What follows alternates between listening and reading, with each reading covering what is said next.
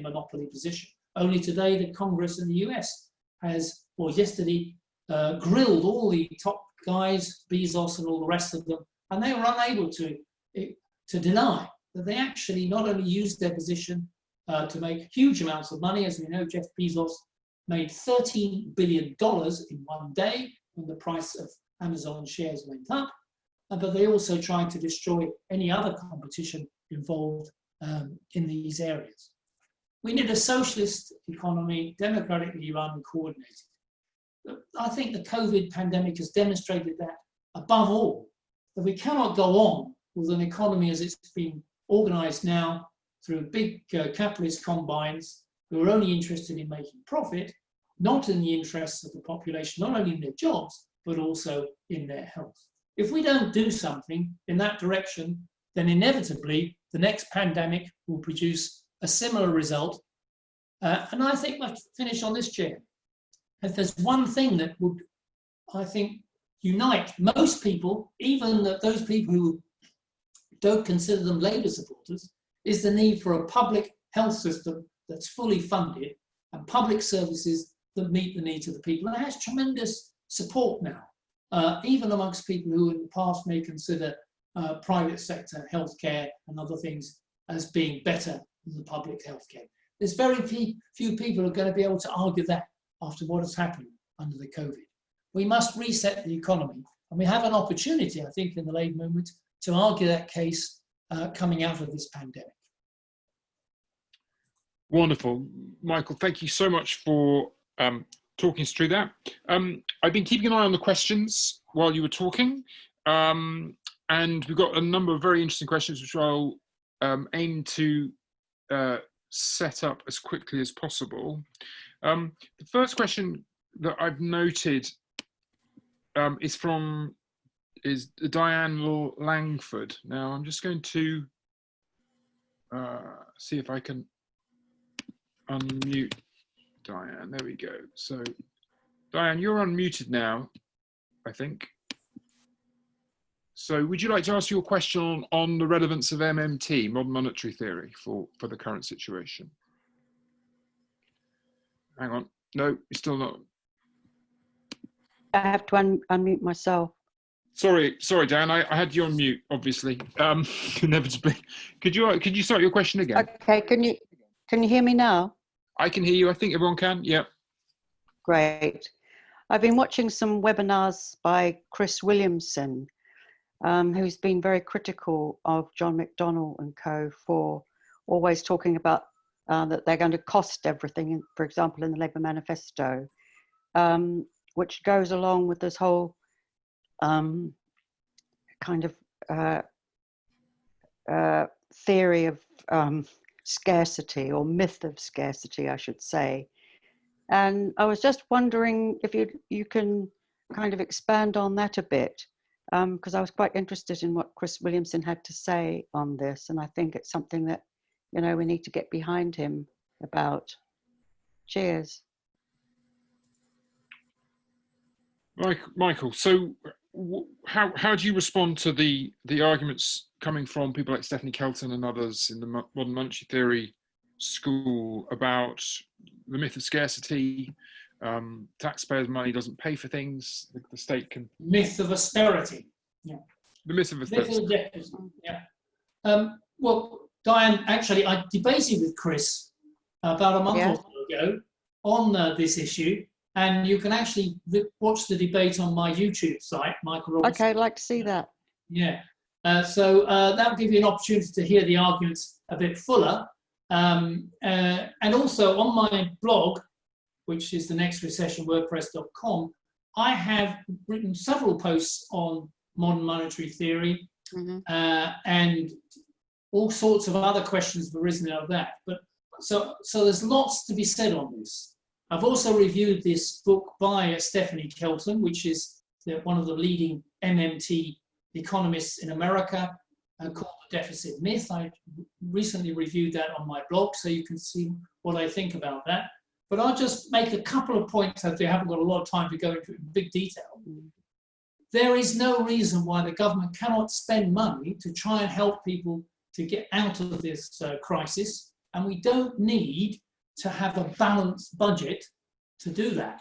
It's perfectly reasonable for the government to either issue bonds to raise funds to do it, or even get the central bank to print money, give it to the government to spend on households and on businesses to get them going again. So that's called monetary financing, which is close to what the MMT people would argue is necessary.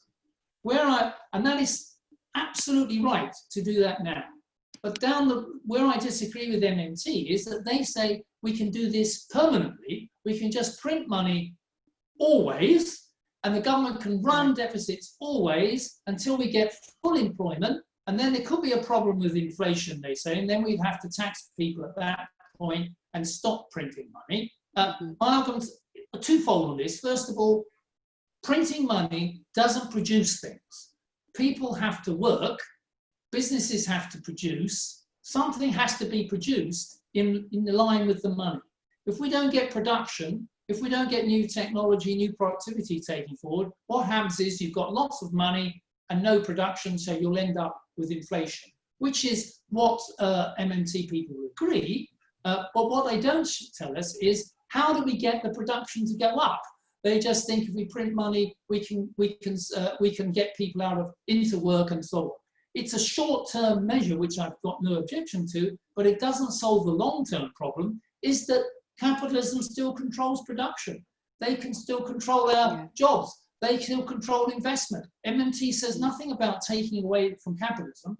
Some MMT people are in favor of socialism. They say we need to take over the major parts of the economy. Some, like Stephanie Kelton, don't agree with that. Actually, when I argue or debate with MMT people, they say it's not a question of socialism or capitalism. MMT is a neutral thing.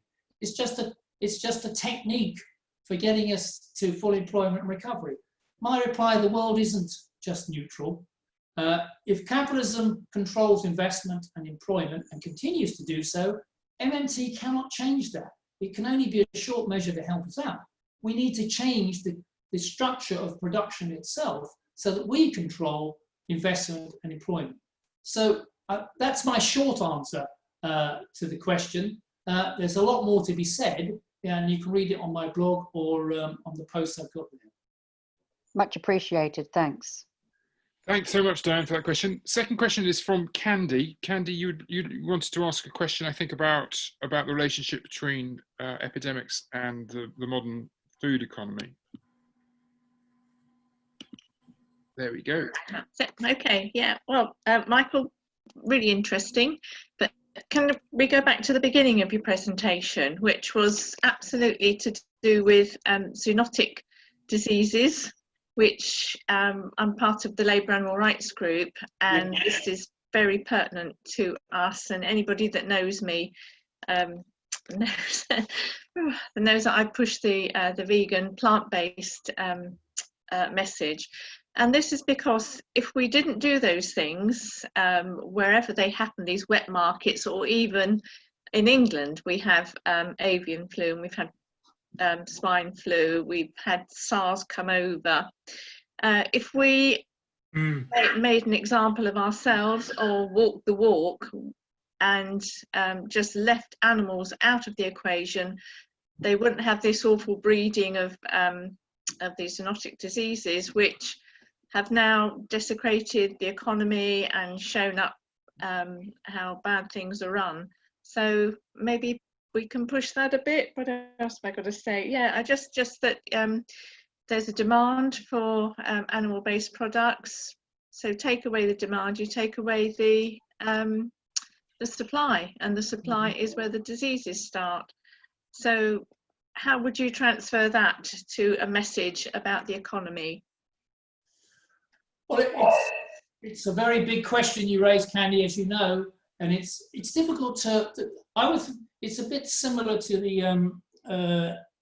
the question of getting rid of, if we're talking about climate change and global warming, how do we get rid of the fossil fuel companies and the production of energy through carbon emission forms of energy, which are destroying the planet?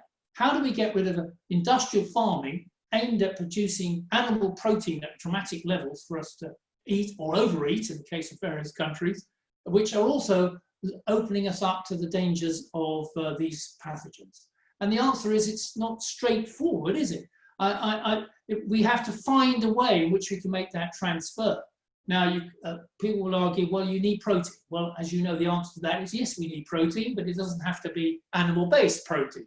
But if we have, then the other argument is we have billions of cows and sheep. What are we going to do with them all if you don't use them for food? Well, the answer, of course, is this question of gradual transfer of this process in a coordinated and planned way, perhaps maybe to localized farming to begin with, and to get away with the huge industrial farming, multinational companies operating in this way, and eventually moving. And also, I know that now, I don't know what you know, you probably know more than me, but there's technology coming through on food which can create food which looks like a steak but isn't a steak or whatever. We're moving to the position where we don't need animal-based products in order to create interesting and attractive food which still keep us alive. Doesn't make me a vegan as such. All I'm saying is that this process is possible if that's the right way to go, but only through a planned world economy, because everybody has to struggle for that. But can you imagine, it's impossible to do this unless we take over the Del Montes of this world, the Nescafes of this world, the big food producers around the world, which drive this industrial farming and these markets and lead to this situation.